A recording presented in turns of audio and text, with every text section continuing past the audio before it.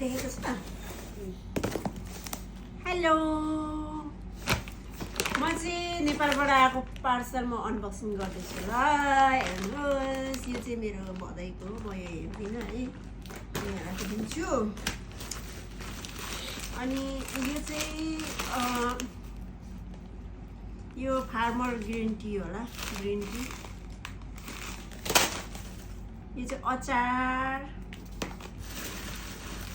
यो चाहिँ भन्नुहुन्छ भने ड्राई करेला है तपाईहरुले खानुभएको छ यो चाहिँ हाम्रो गाउँतिर चाहिँ चुचे करेला भन्छ तपाईहरुलाई के भन्छ थाहा छैन यो खै के करेला पनि भन्दो रहेछ तर हाम्रोतिर चाहिँ के भन्छ ड्राई अनि यो चाहिँ जिरा र मसलाको हो जिरा मसलाको झोल यो चाहिँ म चाहिँ नेपालबाटै मगाएर खान्छु प्राय यहाँ चाहिँ म किन्दिनँ त्यो पकेटको चाहिँ कि यो चाहिँ एउटा भाइलाई मजाले क्लिन गरेर भाइहरूको मसला पसाउँछ त्यहीबाट मगाउँछु क्या म यो चाहिँ अलिक सफा लाग्छ म त्यति धुलो मसला चाहिँ खाँदिनँ खानु चाहिँ तर पनि कहिलेकाहीँ अनि यो चाहिँ गरम मसला थ्याङ्क यू यो पठाइदिनु भएकोमा अनि यिनीहरू चाहिँ मेरो सामानहरू चाहिँ अस्ति म नेपालबाट आउँदाखेरि एयरपोर्टमा धेरै भएको थियो त्यो सामानहरू मैले छोडेको थिएँ अनि यही पठाउन लागेको यो चाहिँ भन्छ कोदोको पिठो है कोदोको पिठो अनि मकै मकै हेर्नुहोस् त यो मकै खानुभएको थियो यो होला मकै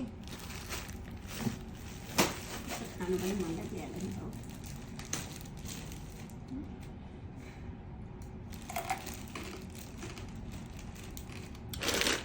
अनि यो चाहिँ पिठा चाहियो है थ्याङ्क यू अब यो त गुन्द्रुक हो दाल यो चाहिँ मेरो फेभरेट दाल हो मस्याम दाल गुन्द्रुक चिया यो चाहिँ खास गरी पोखराबाट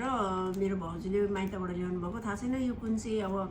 उयो हो तर यो चाहिँ मैले चाहिँ कहिले पनि खाएको छैन है यो चाहिँ कस्तो तितो तितो हुन्छ अरे यसलाई चाहिँ भिजाएर फेरि खाँदाखेरि थाहा छैन तर यसको नाम चाहिँ के सिन्की यो चाहिँ मेरो फेभरेट डल्ले खोर्सानी अनि आरुसको पनि होइन तिम्रो पनि हो थ्याङ्क यू अनि यो मसला चाहिँ मलाई मन पर्दैन यो चाहिँ यहाँ पनि पाउँछ तर यो बिरयानी मसला मैले चाहिँ बिरयानी मसला घरमा आफैले पिसेर पठाइदिनु है भनेको थिएँ तर यस्तो पठाइदिनु भएछ यो वाला मसला चाहिँ नेक्स्ट टाइम नपठाइदिनु होला किनभने यो चाहिँ मलाई मन पर्दैन यो वाला चाहिँ जति पनि बिरयानी त बनाउने तर त्यो ह्यान्डमेड मसला मगाएको थिएँ कि मैले